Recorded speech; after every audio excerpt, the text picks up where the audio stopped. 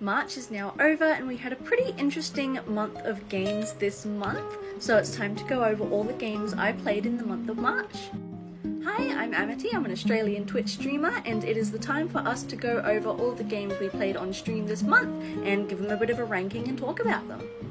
First, we dove back into the Amnesia series and played the second entry, A Machine for Pigs.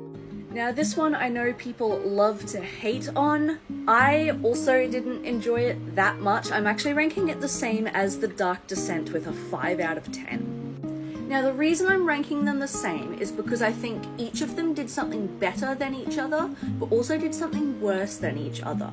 I think the horror elements were a lot heavier in The Dark Descent and the atmosphere was a lot creepier. However, I found the puzzles easier to get through in this game.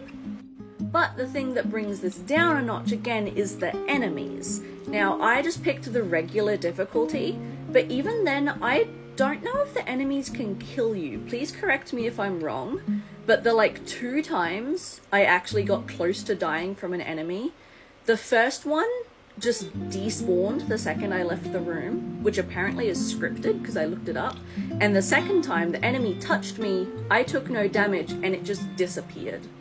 I don't know if that's a glitch or if that's supposed to happen, but if the enemies can't hurt you, there's no point to stealth around them and it takes away a lot of the tension from it.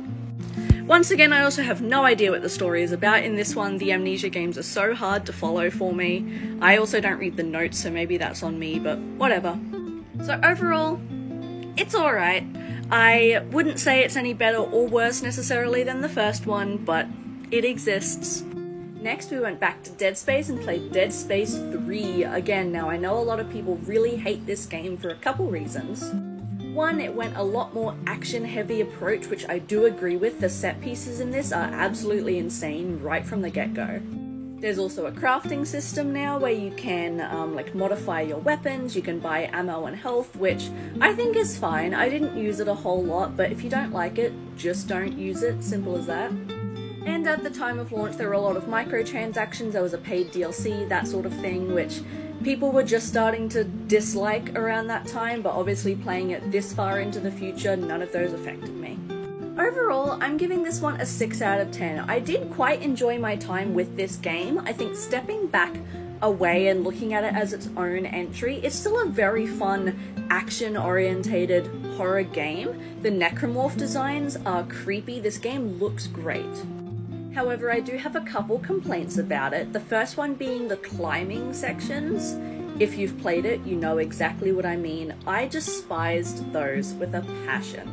They happened way too much, and they were just so finicky, only being able to jump and land in the exact millimeter spot I wanted you to. They were just annoying. And a lot of trial and error for seemingly no reason. Just kill me or don't, I don't know. Also, the last 3 or 4 chapters of the game were in the exact same area, and the backtracking was intense. Now, I don't hate backtracking. I play Resident Evil and all those sort of games. I'm familiar with it and I like it, but it genuinely seemed like for a good hour or two, I was just being made to walk up and down the same couple hallways, up and down the same elevator, back and through the same portal, for just no reason. It felt like filler, and they easily could have cut this game down an hour or two and had the same experience. I also had a glitch during the final boss where I got stuck on the edge of the map and I couldn't move and I had to reload the checkpoint, which kind of sucked, but overall I think it was a fun game. Not my favourite of the series, but still fun on its own. Now here's where we get to the good stuff. We played Soma. Now for those who are unfamiliar, this is an AI themed walking simulator puzzle game. It's made by the same people who made the Amnesia game, so very similar style of gameplay, but kind of Bioshock in theme. It's super cool. This I loved so much more than the Amnesia games, and it's getting an 8 out of 10 from me. I think this game is so slept on, and I urge anyone who's even slightly interested in these sort of topics to please play it. I won't spoil anything, but this is again one of those games where after it finished, I was having an existential crisis. It was actually kind of insane. The story in this is amazing. It makes you question so many things. Anything to do with humanity and AI and that sort of thing is so cool to me, and I love the way it was done in this game. It was a lot more linear than the Amnesia games. Everything just sort of led to the same point. The puzzles were very much find a lever to open a door, that sort of thing. But I liked that about it personally. And the ending, oh my god. That's where I'm gonna leave it. But the last game we played this month was the brand new Alone in the Dark. Now this game I was so excited for.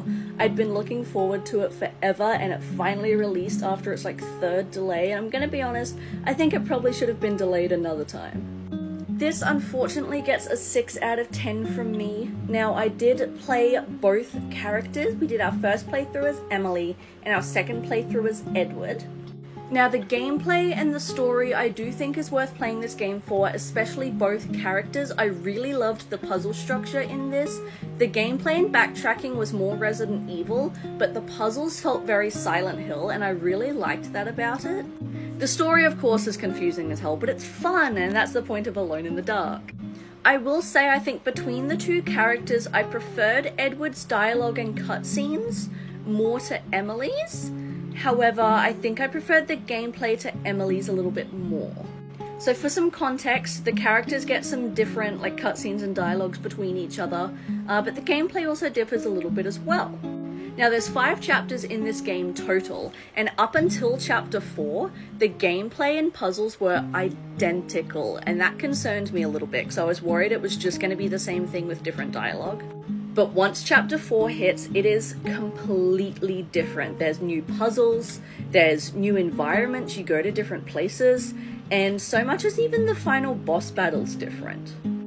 However, this game was so glitchy. Now, I did play on the PS5, but we encountered so many problems. During Emily's playthrough, it was mostly just visual stuff, you know, the classic objects vibrating in the background during a cutscene. However, Edward's playthrough, especially in the final chapters that were different, so I don't know whether it was just random occurrence or if it was Edward's environment specifically, but we encountered a lot more issues. Obviously vibrating objects again, some screen tearing. Both characters would get stuck in objects a lot, but in Edward's playthrough, enemies were getting like stuck in walls and doors. And we even had to restart, like close the application and reopen it again a few times as Edward, because we were having glitches with the melee weapons where it wouldn't let me pick any up or use the one I was holding.